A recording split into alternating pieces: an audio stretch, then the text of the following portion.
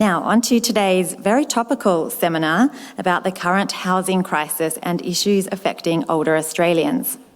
We will be hearing from two leading urban design and social housing researchers on this topic, Dr. Lirian Daniel and Dr. Debbie Faulkner. Each presentation will last for around 30 minutes with an opportunity for you to ask questions afterwards. We will break for refreshments at approximately 2:50 p.m. and then we'll have a chat outside and come back to hear our second presentation. So our first speaker today is Dr. Lirian Daniel. Dr. Lirian Daniel is an Associate Professor in Architecture and Co-Director of the Ahure Research Centre at UniSA. The centre is part of the Australian Housing and Urban Research Institute, a national independent research network that seeks to inform and improve policy on housing and urban needs. She holds a Bachelor of Design Studies, Master of Architecture and PhD in Architecture.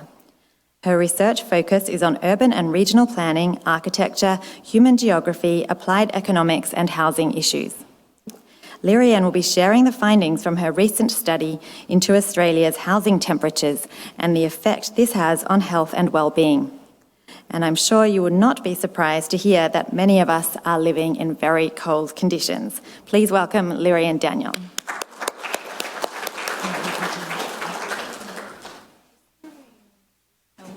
Or just speak into the... Okay, sure. And Amanda. Beautiful. Thank you so much, Zoe. So I've just got the mic here, so I'll try not to walk around too much, but I hope you can see me over the lectern as well. So it's wonderful to speak to you all this afternoon, and I wanted to share a little bit of research that really started sort of 6 or 7 years ago in 2017. And has been a shared program of research with colleagues at University of Adelaide down the road and also University of Melbourne in Victoria. So in the presentation, I'm going to take you through sort of the inception of this work and where we're at the moment, including very recently published work. Many of the slides have graphs, and hopefully I'll be able to bring these alive for you. But for me, they're really exciting as they speak to some of the really interesting evidence that we've been able to generate around this research topic. So I just wanted to start with this picture, and this picture for me represents some of the heart of perhaps why we have a little bit of a problem with cold housing in Australia. So perhaps, you know, maybe this is changing a little bit now, but traditionally we've had this self-perception and maybe perception internationally that we're this beautiful, you know, sunny, summer and indeed sunburnt country. And this self-perception or broader perception of Australia has been really pervasive in terms of many different things, but including how we build our homes as well. So, you know, from very early British settlers, there was really, when you look at some of this very early work in this area, there was this absolute preoccupation with heat and the kind of impact it could be on early settlers' health and well-being. So, you know, our very early homes in Australia were absolutely built with heat in mind and protecting from that summer heat. And because of this kind of historical legacy, we have homes that might do fantastically in summer and keep us really lovely and cool with their deep eaves, small windows, sort of high thermal mass like stone and brick, but they're a liability in winter. And so, you know, really starting to try and pull apart this identity and this thinking about Australia as a hot country, I wanted to show this map of Australia, and it's got the 8 main climate zones across Australia mapped onto it. So despite our national self-perception as a hot country, over 70% of the Australian population actually live in places where the climates are what we might call heating dominated. So across the year, it takes, we have to use more energy to heat our homes to keep them comfortable than to cool them in summer. So, this includes places, of course, like Perth, Adelaide, Melbourne, Sydney, and of course Hobart and Tasmania. So that's represented by the blue and the green climate zones all around the bottom. So the vast majority of Australians actually live in places that aren't always this sort of summer climate. So keeping that in mind, if we return to 2017, colleagues and I were sort of speaking about our research interests and thinking about housing and its energy performance, energy efficiency, things like that. And we started looking around for data or other studies that might tell us a little bit more about how our homes protect us or don't protect us in winter.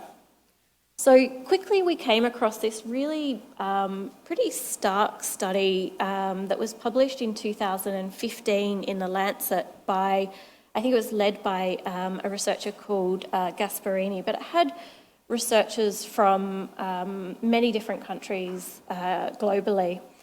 And what they really tried to do, they took data on temperature and mortality from every country, and they modelled the association between what they term excess deaths and temperature.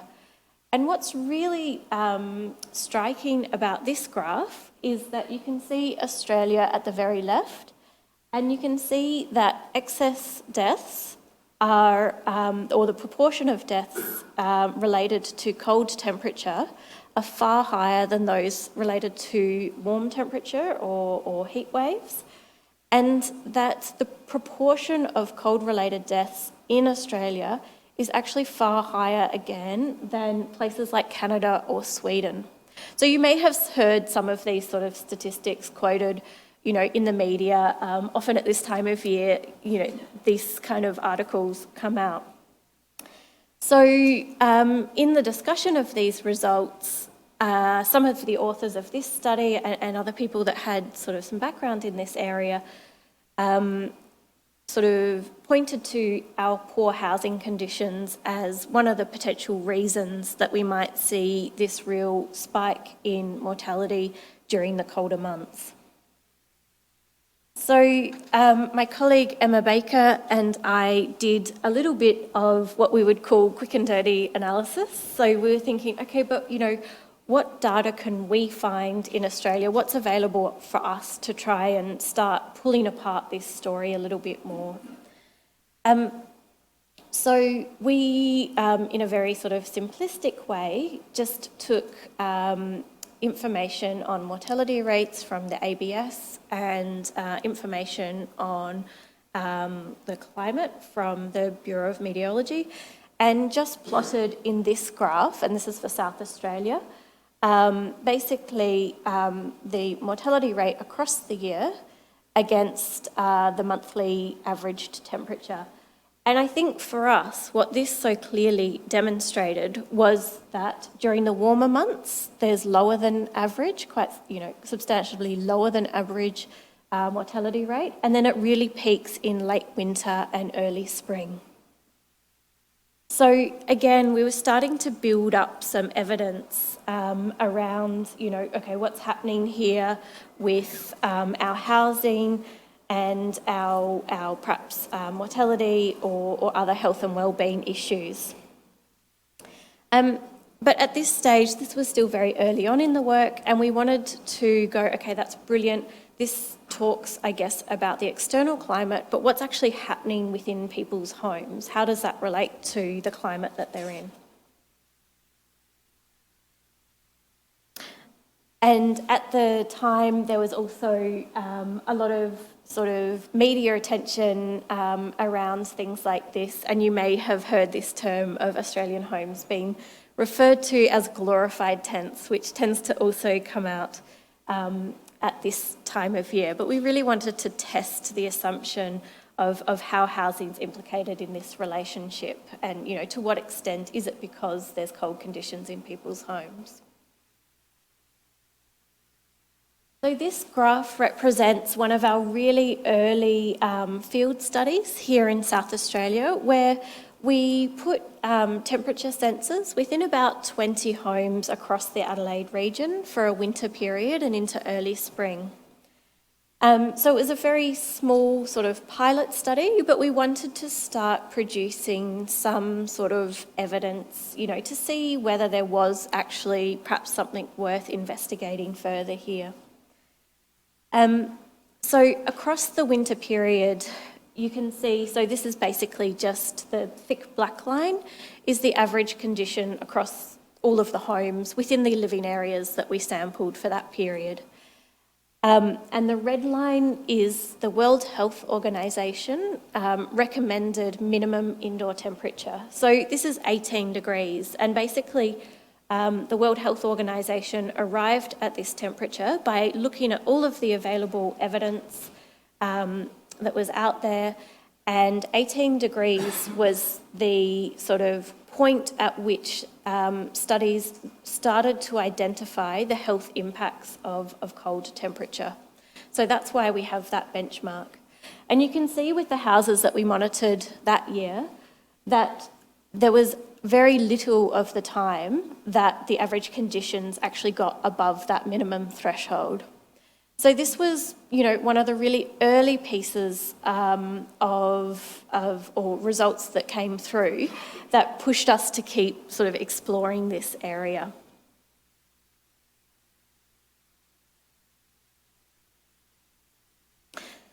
So, as I mentioned, that was a quite small sample. It was just in Adelaide, 20 houses. I guess, from a public policy point of view, from a sort of, public health point of view, it's very hard to draw any solid conclusions from a study of 20 homes. So ideally, we want to start looking at bigger sample sizes. So how can we more robustly understand the scope of this problem? So this graph is based on data that was actually collected just last year in August, and it represents just over 22,000 households across the entirety of Australia. So it's a really robust survey data set. And you can see here, I've just plotted the results of one question. So can you keep comfortably warm in your home in winter? Many people can't. So the relationship is graded, as we often see with housing problems, by tenure. So, for example, renters, about sort of 4% of renters say no, they're not able to. About 16% of people paying off a mortgage, and about 11% of people that own their homes outright are saying no, I can't keep adequately warm in winter. So this is a really useful piece of information in terms of robustness, in terms of, I guess, sample size. But the limitation with this is that it's based on self-perception. So how much does that self-perception of being too cold in winter, how does that actually relate to objective temperature measurements, which is perhaps what we might think of as a gold standard of trying to quantify the nature of this problem. So then moving on to this graph, which is really sort of exciting from a research perspective, because it's sort of slowly representing the culmination of quite a few years of pushing forward this work.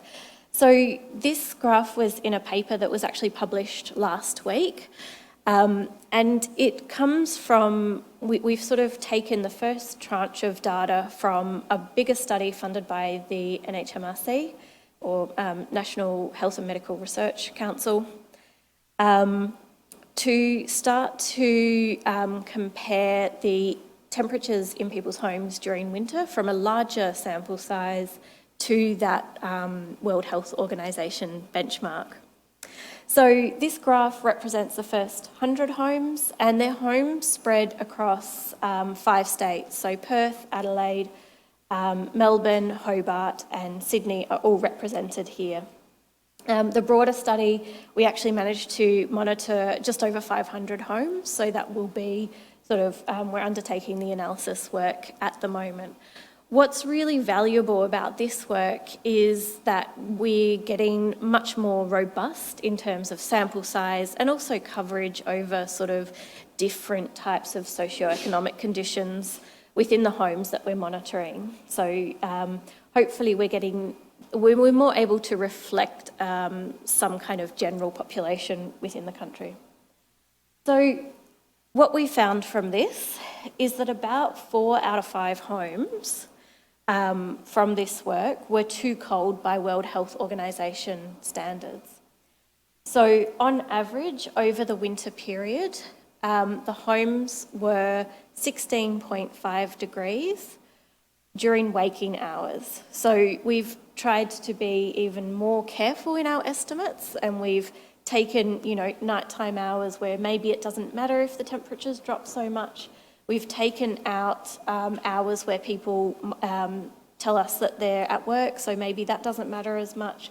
So to the best of our ability, we've tried to just look at the data that is when people are in their home. And still we get this average temperature of about 16.5 degrees, which is, if we have 18 degrees as the minimum, and that's minimum for sort of healthy sort of non-vulnerable cohorts, that's pretty low. And it's pretty low compared to similar studies from other countries as well. So I think there was work in the UK that did a similar piece of field work, and their average temperature was about 20 degrees. And then you start to get even higher in the countries where really high building standards are mandated as well.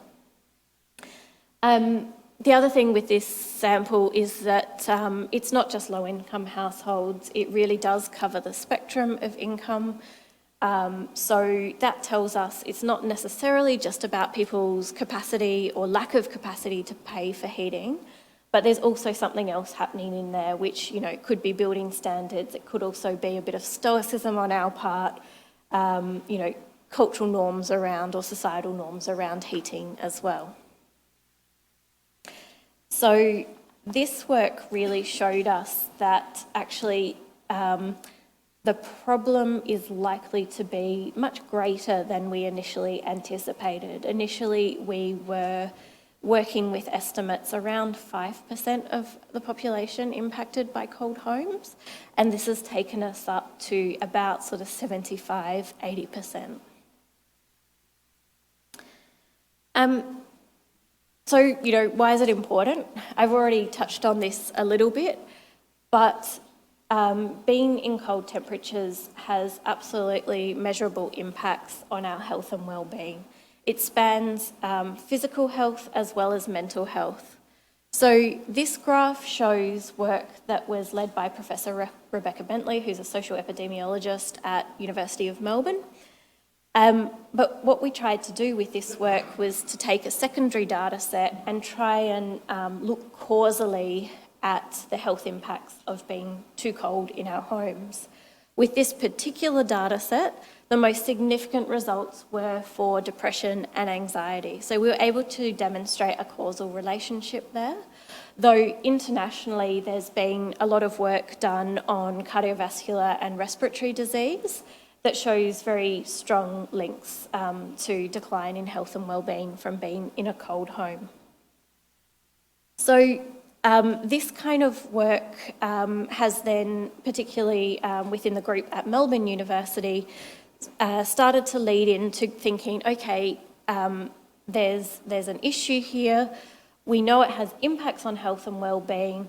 If we were to try to address the problem of cold housing, can we then model the kind of health savings or the improvements to health and well-being that might result from an intervention study?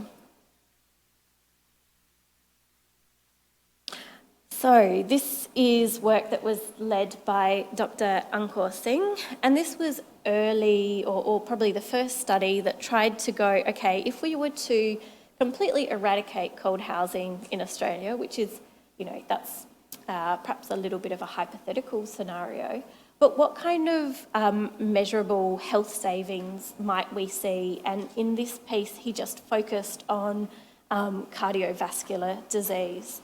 So the graph is perhaps a little bit more, or a bit more tricky to interpret, but the x-axis, I think, is health-adjusted life years, which is a common sort of measure of health savings or benefits to health and well-being used in public health and epidemiology.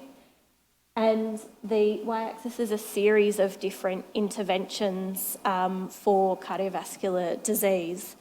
And you can see that this hypothetical scenario of eradicating cold housing actually measures up to or is better than other sort of lifestyle interventions in terms of blood pressure, cardiovascular disease.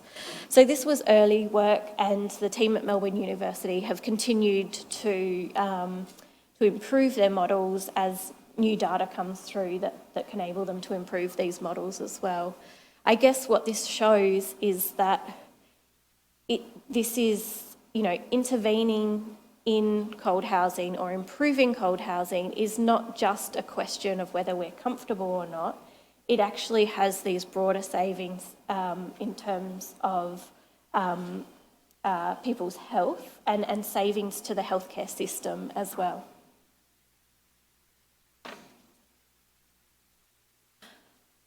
So at this point, or sort of concurrently, we're always trying to think about, okay, what might different policy in this space look like? How have these issues come about? Where do we sit with international counterparts? So earlier in the year, myself and colleagues looked to the UK and New Zealand, who actually have probably are more progressed in developing sort of minimum housing standards than we are in Australia. And we wanted to sort of look at their general policy environment and the housing standards themselves and go, why are they more progressed, and what is it about their standards that we might be able to learn from? So from that, we've really tried to pull out a series of lessons at that sort of government institutional level that we might be able to learn from. And I think what's really stark within the New Zealand case is that over the last sort of 2 or 3 decades,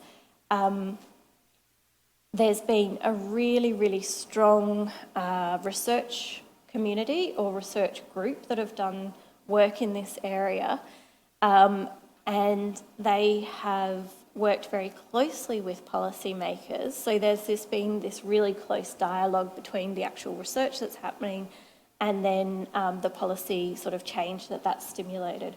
So for example, in New Zealand, they've done incredible sort of intervention trials where they've insulated people's homes and then measured the impact to things like childhood, asthma, presentations at hospital, absenteeism from school and work. So they're able to mount a really strong case with evidence that policymakers can understand and might find compelling and can act on. And that's sort of precipitated this action within the policy sphere. So that's something that we can absolutely learn from New Zealand really, except for in the sort of past 5 years or so, that's been largely absent from the Australian research agenda, but it's now coming through very strongly.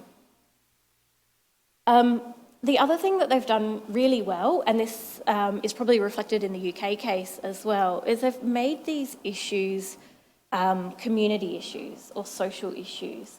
So it's not just about, you know, the construction industry or the building home or landlords. It's about all of us understanding that, I guess, or having an awareness, but then also feeling some kind of responsibility to ensure that our neighbours, you know, our friends, even people that we don't know, we all have, you know, this base level of home that we live in that is health supporting rather than a detriment to our health. So when they talk about these issues in the media and in policy, it's really explicitly talking about, you know, children's health, family health, health for older people. So it engenders that sort of feeling of social responsibility for other people as well, collective responsibility. Again, I feel that that's something that's probably largely absent from the Australian discussion. Often we, you know, put these pieces of work out there, but there is, you know, Australians love their property and love their investment property. So it's really hard to do very much that might threaten sort of, you know, or be perceived to threaten the economic, you know, case of investment properties and things like that.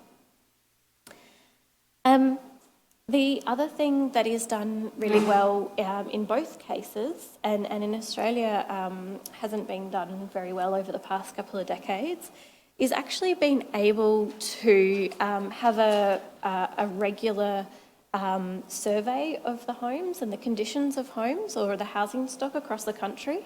So in 1999, ABS did their last Australian housing survey that was really focused on quality and conditions, and they haven't run it since then. So I've been part of a group that's been led by Professor Emma Baker at the University of Adelaide that through other funding sources like the Australian Research Council has really tried to develop the protocols and tried to start creating these sort of big national surveys to get good quality information regularly about the condition and quality of our housing stock, because, you know, that then enables us to make, you know, robust statements about the things that we might need to address if we're looking at different policy changes. So having those really, I guess, robust and careful protocols in place for actually measuring and tracking how we're doing with the quality and condition of our housing stock in Australia.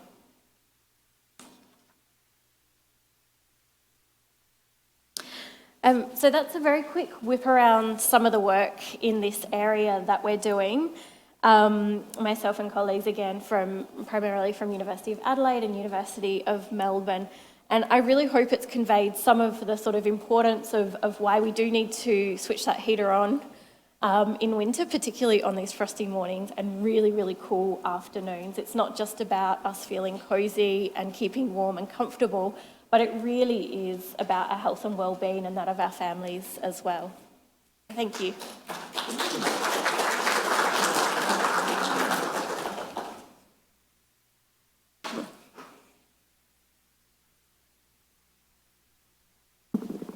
Thank you, Lyrian. We now have about 5 minutes for question time. Amanda will be walking around with the microphones. If you'd like to raise your hand if you have a question. I'd just like to make a comment. I found it really interesting that the data shows such a high percentage of homes are below the World Health Organization recommended temperature, but the self-reported study was actually less people were reporting that. So perhaps that perception, that early perception you spoke about Australia being an extremely hot country is still really strong in our minds. Did we have any questions? Oh. Thank you for a very interesting presentation. It's a very interesting insight into a myth, I think, from an Australian perspective. From a practical point of view then, could you talk briefly about what might be the most cost-effective interventions we could do to upgrade, just as a general overview, to get insight of what works best? Thank you. That's a really good point. So some of the things that we can do on an individual level, things like ceiling insulation, so making sure your home has ceiling insulation, and if it does, that it's actually sort of doing its job, so it's not sort of pushed flat, it's been walked on by, I don't know, whatever it might be in our roof spaces, it's dusty, it's sort of compressed. So making sure we've got ceiling insulation and it's good. So we often, a colleague and I, we often talk about the ceiling insulation or pink bats scheme from, well, it's probably 10 years or so ago now, perhaps. But we would often reflect that it would have been wonderful to be able to try and quantify the actual impact of that to home temperatures, and it's such a lost research opportunity that wasn't done. And unfortunately, because of the politics around it, you know, that's not become an attractive thing anymore. So absolutely ceiling insulation. Wall insulation can be a little bit trickier, particularly in Adelaide. We have a lot of double brick construction, so there are blow-in, you know, insulation things. There's things that you can put on the inside. The other thing is filling up all of those gaps that you can feel the cold air come through. I mean, looking around, perhaps you're all aware of these things, but my goodness, plugging those gaps around windows, under doors, around doors makes a huge difference. Things like just having curtains, you know, once it starts, the sun goes down, we're not getting any sunshine in, close the curtains. That keeps the warm air in. And things like zoning our house a little bit. So, you know, maybe we just heat the living room, but we close the door so all that heat's not going into the hall. So there's things like that we can do from a very personal perspective. And then I think thinking, you know, more broadly about what kind of interventions we might look at in terms of perhaps policy, there's things that we can do around perhaps rental standards and minimum standards that might be, you know, having efficient heating, you know, making sure that there's a like a fixed heating appliance that is efficient when properties are leased, you know, making sure there's curtains so people can close the window. So there's basic things like that as well that we might think about, you know, making mandatory via tenant sort of residential tenancies regulation.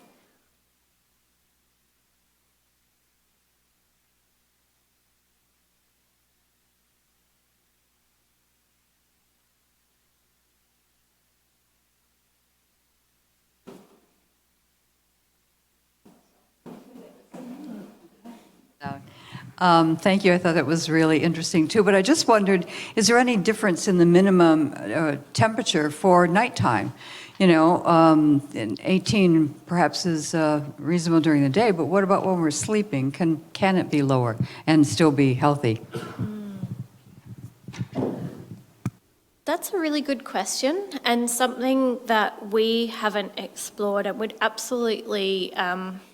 So I was speaking with a colleague, maybe even yesterday about this, but there is sort of a field of research called sort of thermal comfort research that really looks at the nitty-gritty of how we perceive temperature and what we think of is neutral and you know, what we think of as warm and cold and things like that. And there's always been this question about, well, what about sleeping conditions? Surely we don't need it as controlled during sleeping conditions. It can be colder or warmer. But it's also a really, really tricky thing to research. You know, going into people's homes is tricky anyway, because you know, they're private spaces, they're personal spaces. So taking sensors to people's homes, it takes a bit of negotiation. But if you think about extending that to people's bedrooms as well, that's another level of sort of privacy. So I guess it's something that is of great interest, but has not yet really been explored very much. I think, you know, logically we can think, okay, it probably doesn't need to be as warm because we have all of the bedclothes, things like that. We might have hot water bottle, electric blanket that will keep us warm, you know, close to our body. But then, you know, is it still harmful that we're breathing cold air? So they're the sort of questions I think that we need to look at in terms of sleeping conditions or bedroom conditions.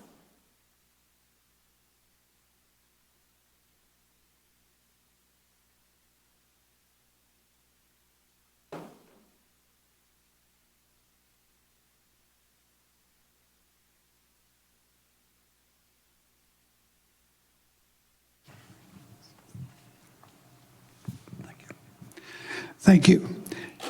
Has there been a change in standards and regulations to respond to this new information? Have we moved from the cold houses of those English settlers through to something more appropriate to our conditions? So, in some respects, yes. We have the National Construction Code, and in there is minimum requirements for energy efficiency or thermal performance of new homes. This year, I think this month, the requirement was increased, so it went from, you might have heard of a 6-star home to now a 7-star home, I believe. So that has implications for things like insulation, glazing, but that is just new homes. And I think, estimates vary, but between sort of 1 or 2% of the housing stock is new every year or added to the housing stock every year. So I guess new homes are better, far better, than what we had, though they're still pretty woeful compared to international counterparts. But it's really also this existing housing stock, some of which is from 100 years ago or 50 years ago, or even, a couple of decades ago, where there weren't these building standards. And that's sort of where a really big part of the problem lies. And that's why I talk a bit about residential tenancies, regulation and things like that. So often that existing housing stock, the way to tackle that is via sort of, looking at the stock within the private, sometimes public rental sector and trying to improve that.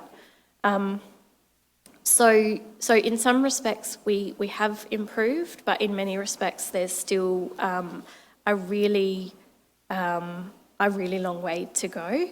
And it is tricky, as I mentioned, because we do like to see property prices increase. If we are property owners or investors, there's sort of, a national feeling like that's a good thing. And there's also an exceptionally strong construction industry and building industry that doesn't prioritise higher standards within this area and are pretty active in lobbying for very little change in that regard. So for us, it's really important to be able to try and produce this really compelling data to reflect what's happening out there, to try and sort of make cases that people can't ignore as easily.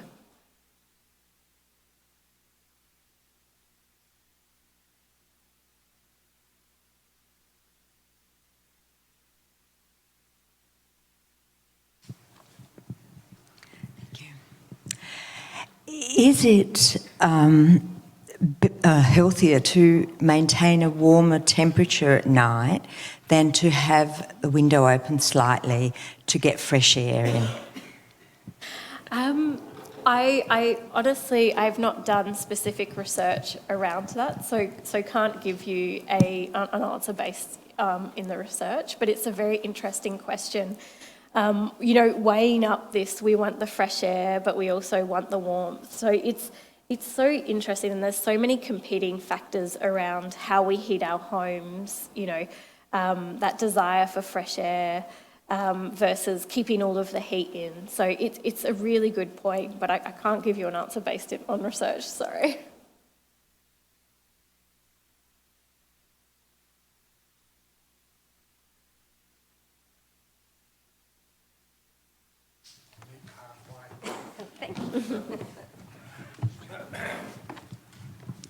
Yeah, thank you very much. I didn't understand all the graphs, but some of the surveys that were taking place into individual homes, were they conducted with all of the people that lived there, one person? Because I say that because if in wintertime I have to walk around with just about nothing on while my partner is rugged up to the hilt, so you'd get two vastly different responses just from us two alone.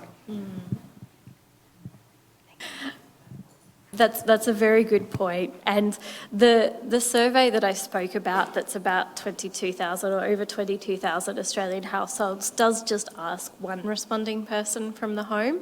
But we do know that there's vast differences in the perception of temperature, whether it's hot or cold. You know, that can vary between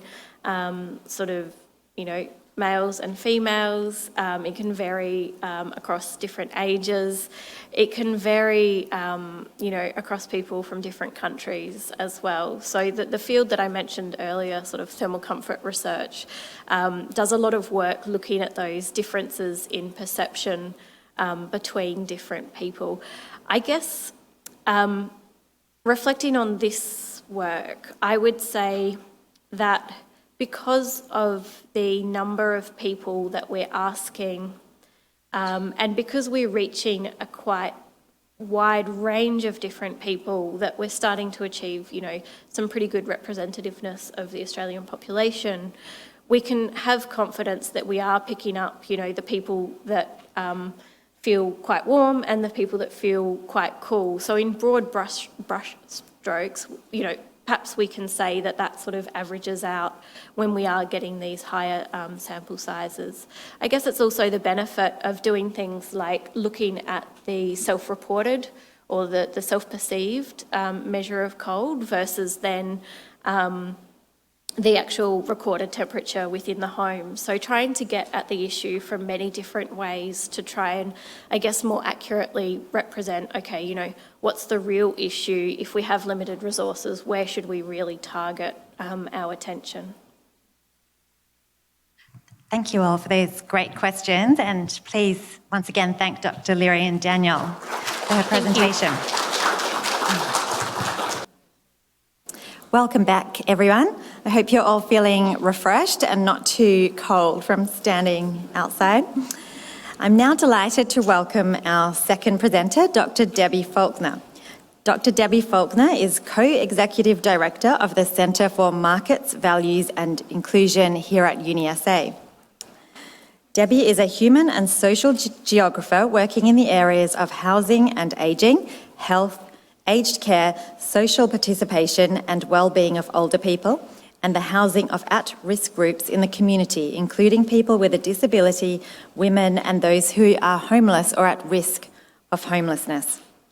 Her research identifies and raises awareness of systemic inequities and advocates for change within policy and practice frameworks. One more thing. As many households are experiencing financial strain with the increased cost of living, Debbie will shed some light on how we got here and what needs to be done to relieve some of these pressures for vulnerable members of society. Please welcome Dr. Debbie Faulkner. So do I just push the down arrow? Is it just the down arrow and that will get the... Yes. Okay. So hello everyone. My talk is going to be providing an insight into the housing system and Australia's older population. In the post-war period, older Australians have held the most stable position in the housing system, and for most this is still the case, but for an increasing proportion of older people this is changing, and it's these people that much of my research focuses on. So the older population, as I said, has been the most stable housing group because they have the highest proportion of home ownership, and they're at an age where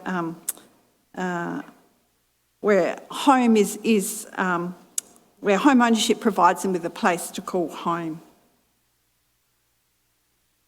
So according to research, housing comprises 4 dimensions: the physical structure, the home environment, the neighbourhood infrastructure, and our communities.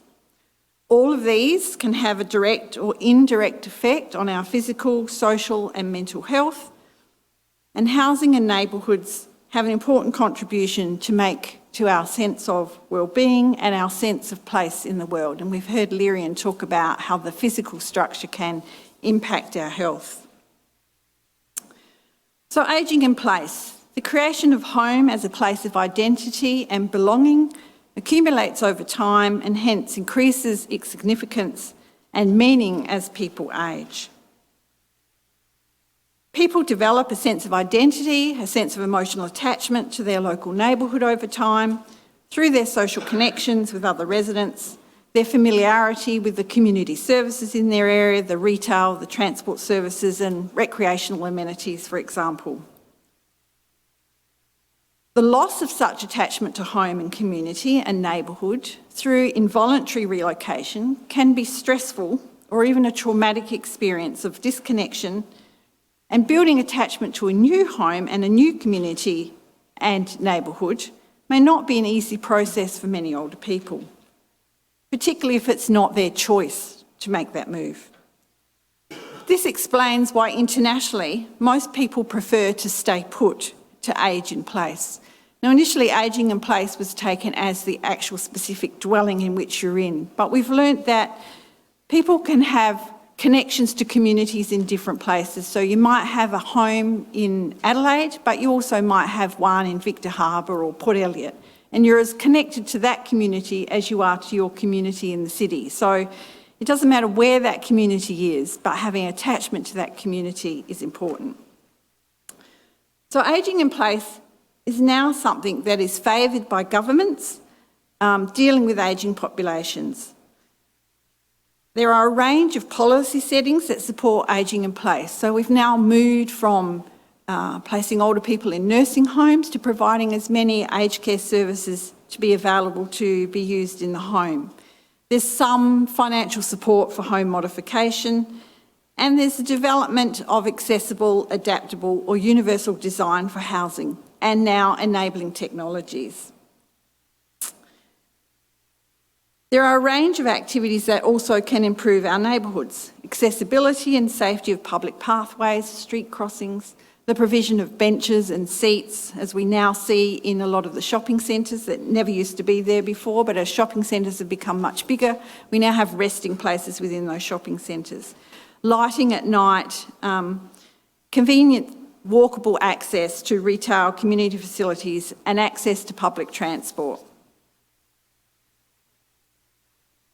So home ownership remains an aspiration in Australia, and for a long time home ownership rates remained stable for the older population at around 80%. This has made the older population the wealthiest cohort that has ever existed. However, there are some changes that are impacting on older age groups. Lower rates of ownership as age groups move into the older age groups. Many are now carrying debt into older age, so traditionally people retired. When they retired, they'd paid off their house in full. That's no longer the case. And a number are relinquishing home ownership. The 10-year home ownership offers a range of benefits to households that aren't necessarily available through other tenures.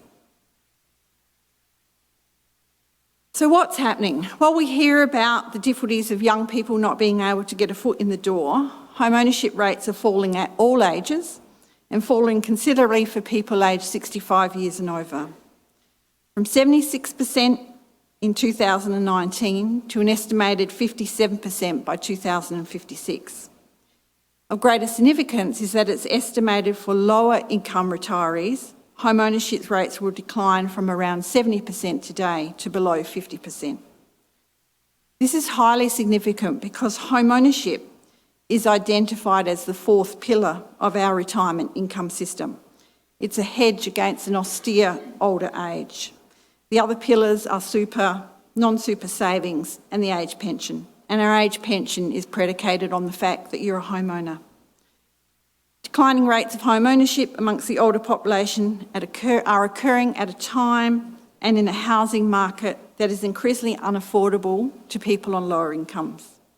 So you can see from this graph the dramatic decline in home ownership rates across all age groups.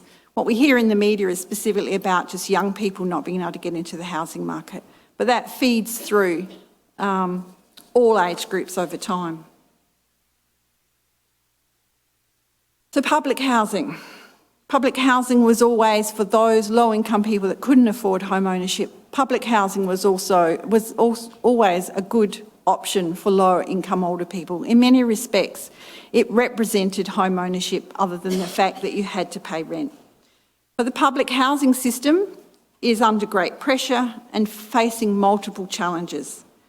The demand for housing far exceeds supply, the housing is ageing, it's inappropriate and inefficient stock, and increasingly the complexity and needs of current and prospective tenants can make it a difficult place to live. These pressures are impacting lower income older households and the ability to support an ageing in world philosophy, an ageing in place philosophy. For some older tenants, public housing has been and remains an excellent tenure, but for some tenants, the tenure provides a disruptive environment in which they live, and they have little chance of moving on from that public housing or enabling the public housing system to be able to shift them to somewhere that's more appropriate. And many don't want to shift from the housing that they've spent 30 or 40 years in. So while some jurisdictions recognise the fragility of lower income older people and provide priority access based on age, in New South Wales that's at age 80, in Victoria that's at age 55, it's not universal across Australia. In South Australia we don't recognise age as a criteria for getting into public housing. We're lucky that we have quite a number of age cottages, so the chances are if you're willing to accept that sort of accommodation in this state compared to other states, then in the public housing system you may be offered something within a reasonable period of time. But at 80 in New South Wales to get into public housing is really a bit much. So this is what is happening. The stock of social housing in Australia has hardly changed in 25 years. It's fallen further and further behind the supply needed to keep pace with population growth. So social housing accounted for around 6% of occupied dwellings in the mid-1990s. By 2021, it was just above 4%.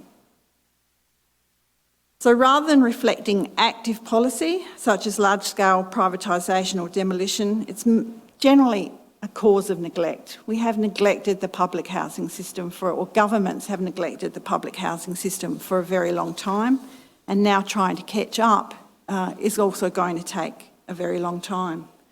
So what does this mean for older people who aren't homeowners, who aren't already long-term public housing tenants? It means, like everyone else, they're forced into the private rental market. Once considered a short-term tenure for young people, so in a traditional housing career theory, young people in their late teens, early 20s left home, rented for a short period of time, got married, stayed in the same house, maybe they changed once until they retired. They had a period of retirement and then maybe moved into aged care. That's become much more complex now, and renting now is for every age group, private rental is for every age group, and people have to rent for longer periods of time. Renting privately, for those that can afford it, offers flexibility, it may be desirable, but it's not a place for lower income households. But increasingly, it's the only option for lower income older households. So this is some recent statistics about rents in Australia. You can see from the top one, this is an average annual change. So private rents over the last year have increased by 10.1%. The combined capitals have increased by 11.7%, but even in regional areas, rents have increased by 6%. In Adelaide, rents increased by 10.9% and in regional South Australia by 7.4%. The graph clearly shows the major change that's happening, and we know that incomes or pensions are not increasing at that rate either. And that's why we're hearing so much about housing stress and difficulties in the private rental market. I don't know if you can, there's meant to be a map of, oh yeah, you can see the map of Australia. It doesn't show up on my screen very well. So this shows the vacancy rate in each capital city and the median rent that is required at the moment to rent a house. So if you look at Adelaide, 0.3% of private rental houses are available for rent at any particular time. The median rent is $534 a week. Does anyone know what the current age pension per week is?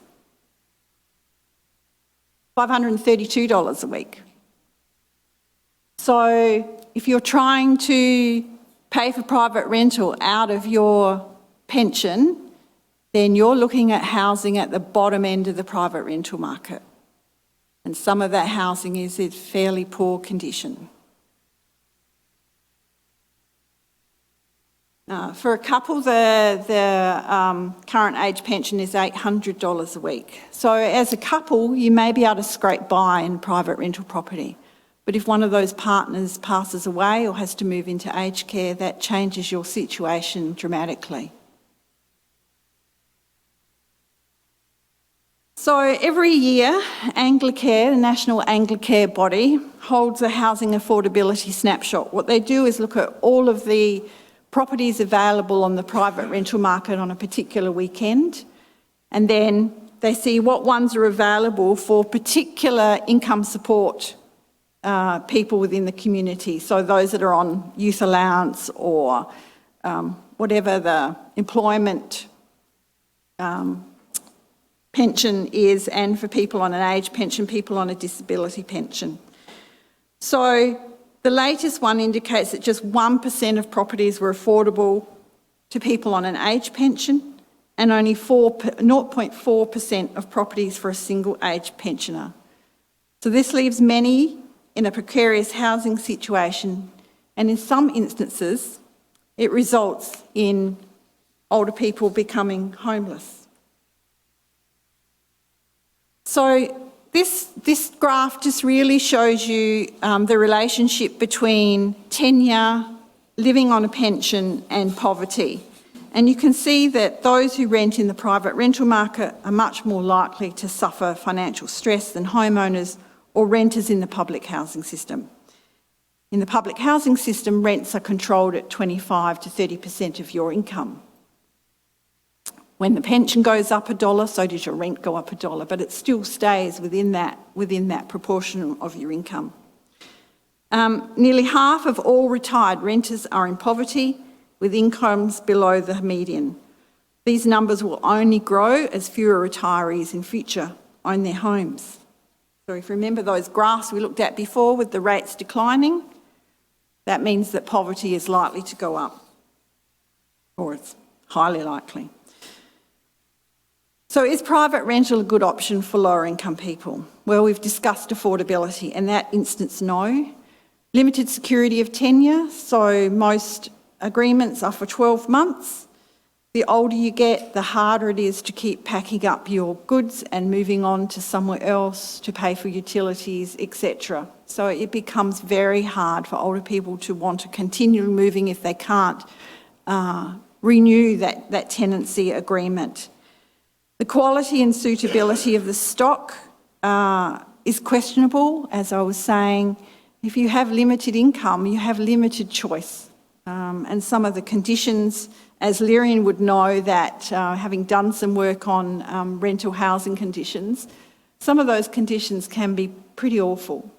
Often private renters don't follow their own regulations and guidelines, so they may just turn up on your doorstep without notifying you.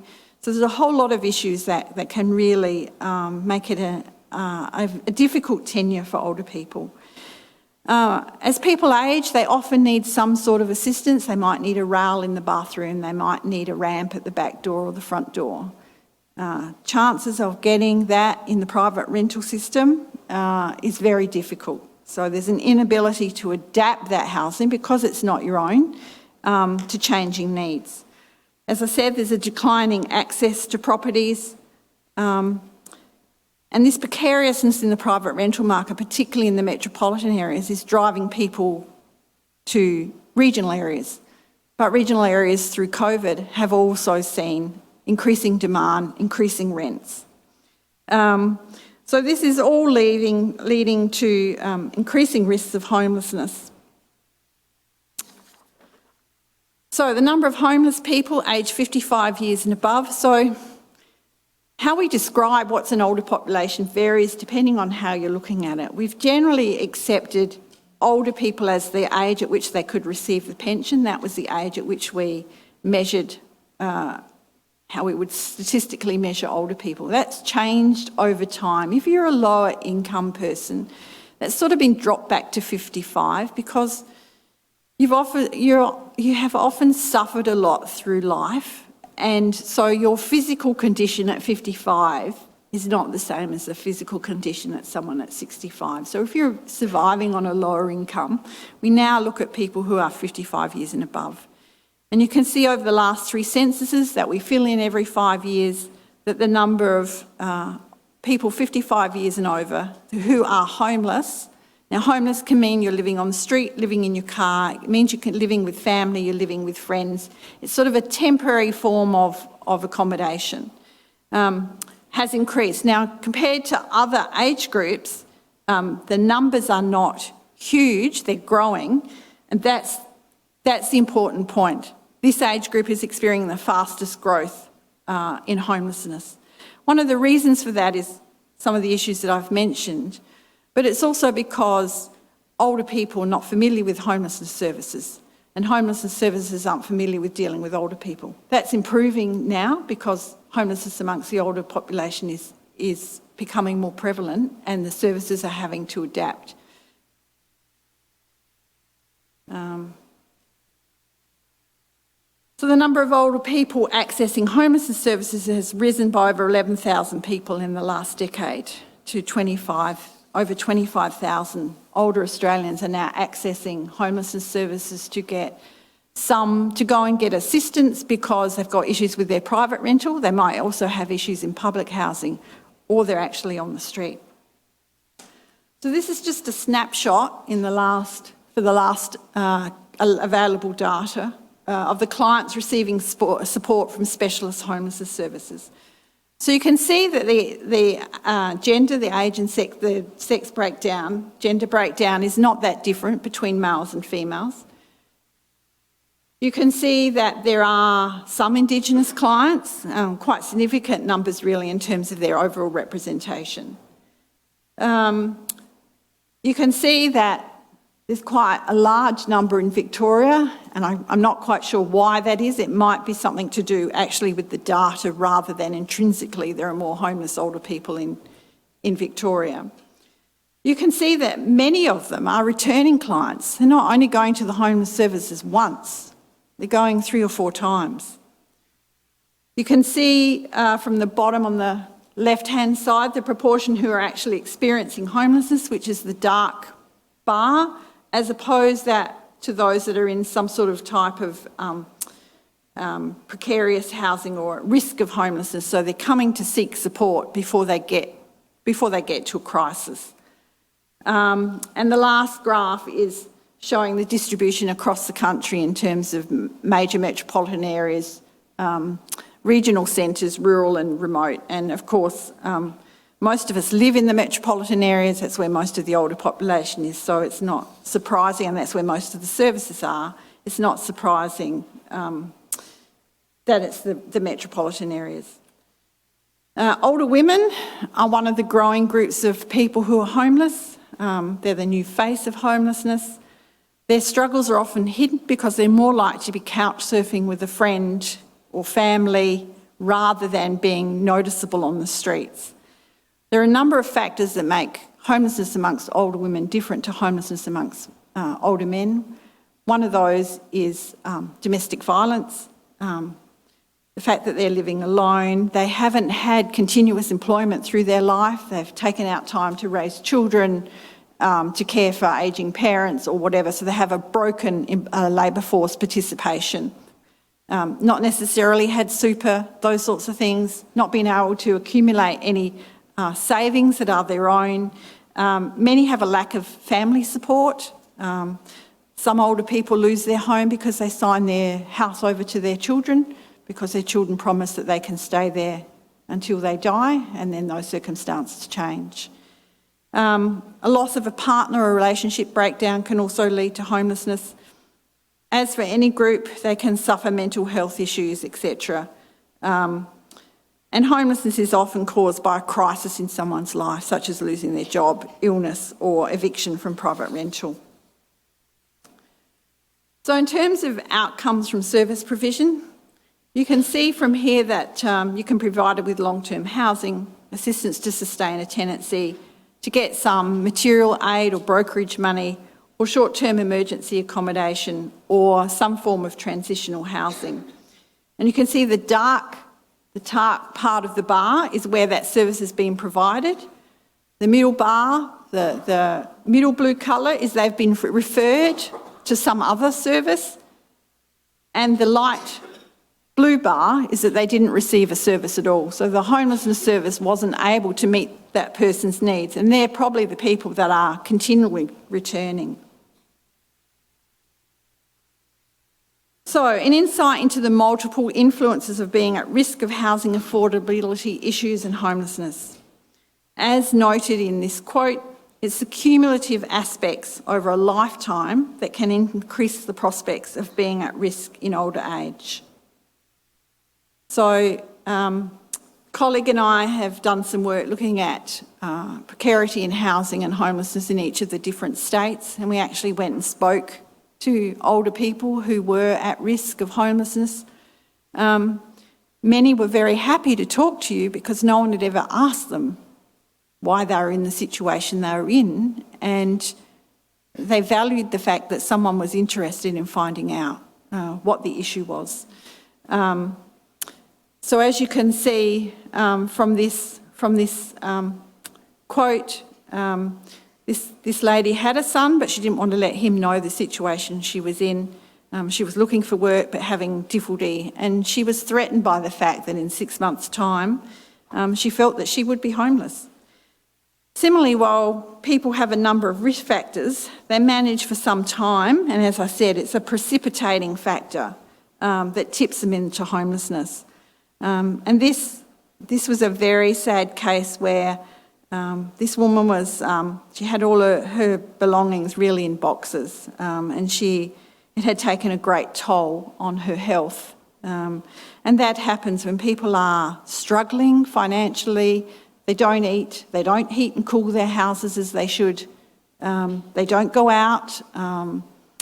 I've held focus groups with low-income older people who can't afford, well, now you can travel on the bus or the train free within certain hours, but they couldn't afford a bus fare. They couldn't afford a loaf of bread.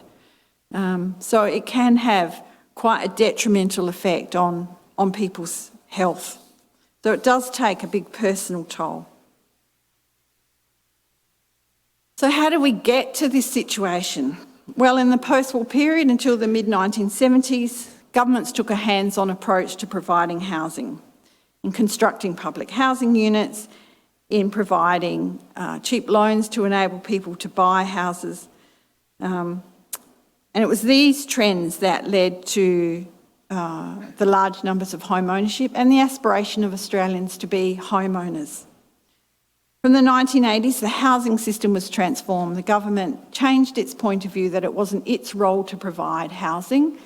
It would be much better provided by the public rental system, because then people would have choice about what type of housing they lived in, where that housing was located. And the government would pay Commonwealth rent assistance to help people manage between the cost of the housing and their income. However, Commonwealth rent assistance has just been increased, but it hadn't been increased for over 2 decades. So if we look at what's happening in the rental market in terms of rents, if that subsidy is not changing, that means the gap in terms of what you have to contribute from your pension or your low income increases. So what we do now is we allow negative gearing, capital gains tax concessions, which enable people to invest in the private rental market, but they're investing in that private rental market not to be altruistic and provide housing, but as an investment, somewhere to make gaining on their income. And that has detrimental effects for those of us who can't get into that system. So where to now? Well, there's been a lack of policy reform and action. which has led to an increasing number of older people facing their later years in housing precarity. Older low-income tenants are more likely to find a mismatch between the housing they need for well-being and where they want to be located and what's available. At last, there's recognition by governments there is a housing crisis, and that recognition appears to have arisen because those middle-income households who now have two incomes who can't afford housing have made the government become aware that there's an issue for everybody. If you can't afford a house on two incomes, then what does that mean for everyone else? There's a belief that we're very picky in what we want. We're not happy to accept alternative forms of housing. But lower income older people from our research are open to alternative forms of housing. There's just so little of it out there to look at and to consider that it's hard to understand what's available and how alternative forms of housing might work for you. So cooperative housing or rent to buy or buy to rent schemes, share housing. So there are a whole range of issues around that. And unless you can see the model, you can understand how it works, you can actually go in and visit it. It's very hard for people to understand what's available to them. There are a number of constraints in providing alternative housing. So some older people may only need, say, for example, $30,000 to hold on to a home. So they might be in home ownership and they might owe $30,000 on their mortgage, but they don't have that money to pay that mortgage because their relationship is broken up. It's very unlikely the bank will lend you that money, even though you've got incredible equity in your house. They're unprepared at an older age to provide you with that money. There are planning regulations that stop small developments on small blocks of land because you've got to have a car park attached to that housing. There are land supply issues, and so we're looking at how churches and other community organisations can perhaps provide land to enable housing to be developed. The country needs 20,000 affordable dwellings every year for the next 20 to 30 years to deal with the housing crisis. The proposed housing accord, which hasn't yet gone through Parliament, was part of the Labor government's election promises. The Greens are holding up because they want more things in the housing accord. That promises 10,000 dwellings, plus some 10,000 dwellings at a federal level, plus some contribution from the states over 5 years. So researchers are saying we need 20,000 dwellings per year. That's 10,000 dwellings over 5 years. Our South Australian government's promised 1,100 properties. Some of those are new builds, about 600 are new builds, and about 500 are removing public housing properties from the sale list, essentially, and refurbishing them.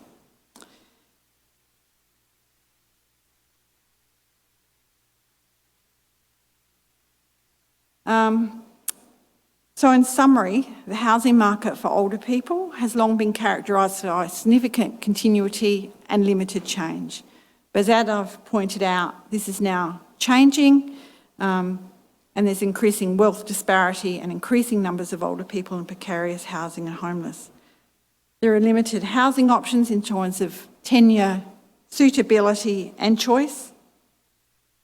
Ageing in place is very important and the basis for developments in home care. So if you don't have a stable house, how do you receive aged care services? If you move from one region of where aged care services are provided, so health regions, to another health region, they may not have a space for you. And we need a housing system that foregrounds well-being as its most important aspect and outcome, rather than investment. Thank you.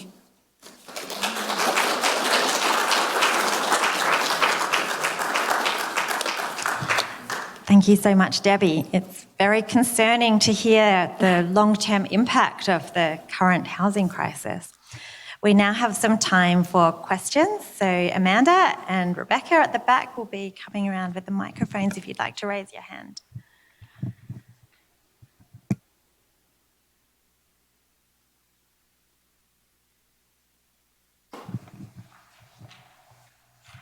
Hello, and thank you for a great summary. It's wonderful. I work in this area, so I have some insights onto it. I'm just concerned about migrant influx next year. The predictions of 160,000 migrants to come in, and where are we going to house them? We have such a desperate housing situation for older people as it is. Yeah, I have a project that's just about to start that's looking at temporary migrants, and that's, you know, students who come here for education, it's seasonal workers that come here, it's New Zealand visitors, it's a whole, temporary migrants covers quite a large cross-section of the migration program. And yeah, the migration program in essence is broken and the housing system is broken. So my project is about pulling a whole lot of experts together to say, what can we do about it? But yeah, I mean, they suffered, temporary migrants suffered through COVID because there was no regulations or policies that helped them. They were just a forgotten group. So there was no income support, no nothing that could help them survive that. So it was a really challenging time. Yeah, no, I don't know. It's scary, yeah.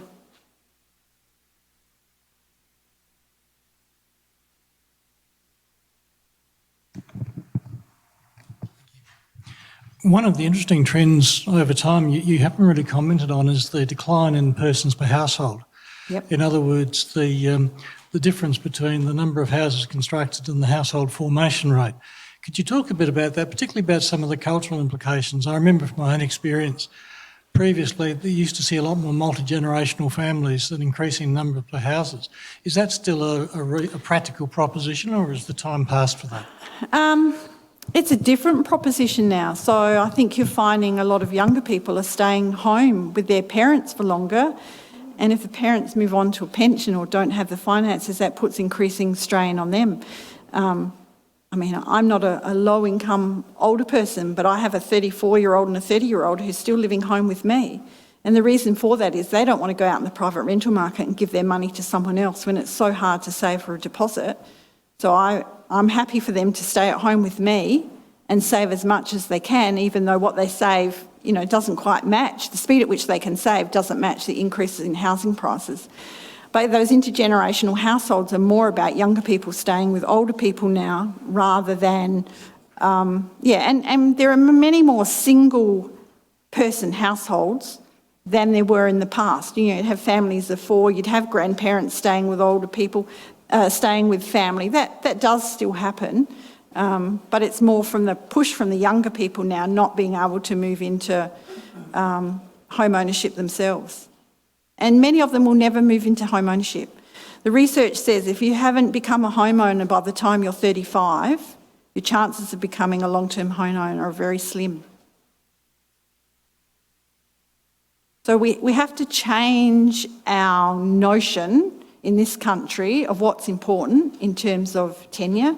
So in many European countries, they never had large numbers of homeowners. It was a long-term rental. You know, you had a 20-year lease. So we have to think of ways that we can restructure our housing system that accommodates for all types of people, all household sizes, all income levels. And at the moment, we don't have that. And as a government, we're tinkering around the edges really, because they know if they change some of the rules around investment, there'll be another government to replace them. It's a very hard issue to tackle. But when you've ignored something for so long, it's going to take a long time to change the system.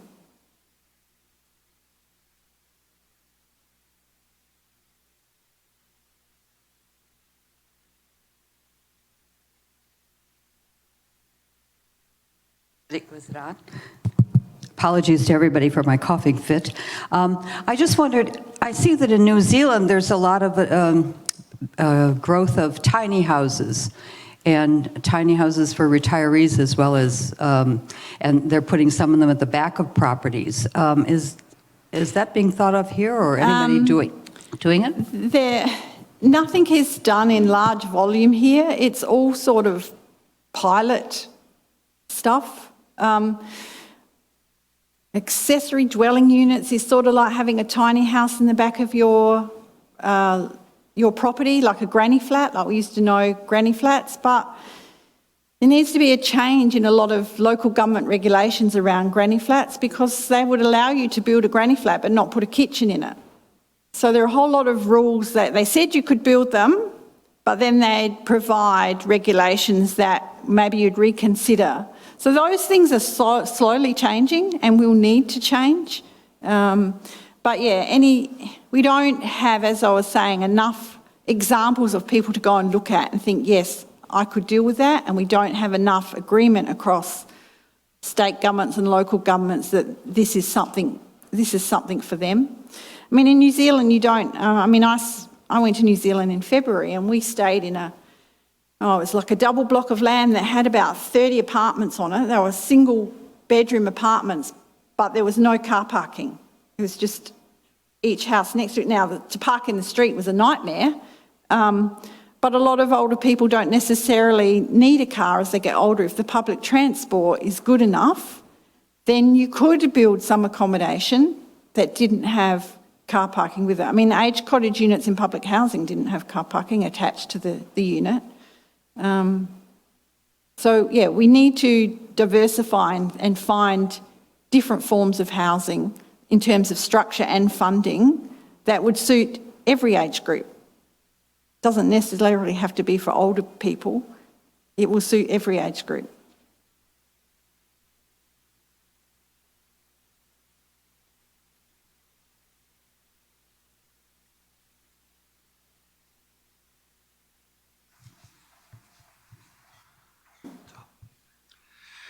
It seems to me that the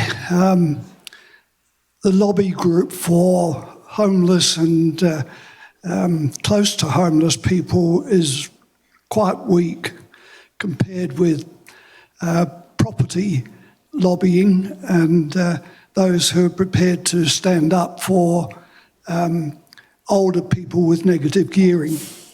I think senior organisations who now consider being senior at 50 and are very much influenced by the boomer population have dropped the ball as far as looking at homeless people who are older. Would you agree? Yeah, there are quite a number of advocate groups growing now nationally, fighting for housing for all age groups. Homelessness is a complex issue, as is precarity in housing, because it's not just the housing that you often need to provide, it's the support services around that. And if you don't provide the support services with the house, then tenures fall over. So it's a complex system in terms of getting different government departments to talk to each other. Different government departments, work in their silos. They don't necessarily understand what the issues are in a different portfolio. And they're not good at talking to each other and working out combined programs. So you may be able to provide the housing to stop homelessness, but if you don't provide the services, it's the same as in public housing. There's no way within our state housing, if you want to shift within your public house here to another public house somewhere else, you have to work that out with another tenant. There's no service within the South Australian housing system, no register to allow you to say, I want to shift from this area to this area. It's just, they just don't have the personnel and the systems to enable that to happen. I mean, they will shift you when they want to redevelop an area, but in terms of you just wanting to shift from one house to another, often you have to find another tenant who wants to shift to where you are. How do you do that?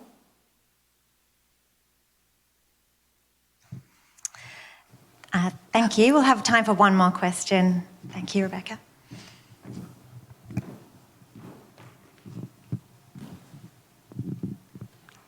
In cases of renters who just can't afford the rent anymore because they pay over 33% or over 50%. Do you think that it would be cheaper, or is there any mechanism to subsidize them more rather than paying homeless services for them? Many older people are paying 50, 60, 70, 80% of their income in rent. Increasing Commonwealth rent assistance is a great idea, but then there's also the other side of it. Any subsidy that you buy then informs a landlord that they can then increase their rent by that subsidy in a market where demand outstrips supply. Why do you need to tell the landlord?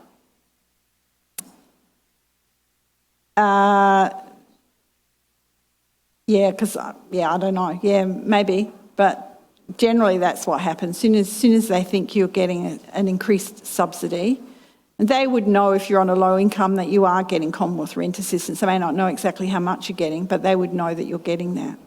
But yeah, the more that we can increase subsidies, the better. But, you know, it's been very hard to get the government to increase the New Start allowance. You know, they're trying to find a balance between providing an extra $20 or whatever as against not allowing that to increase inflation. So, you know, they're trying to find a middle road, and that's always the issue. They don't want to provide too many subsidies because then that will impact inflation.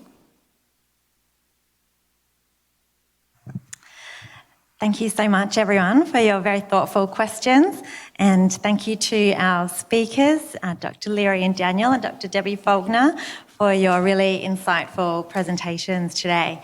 I think you're both doing such important work building the evidence that will inform government and service providers working in this area. We do have a small gift for you both today.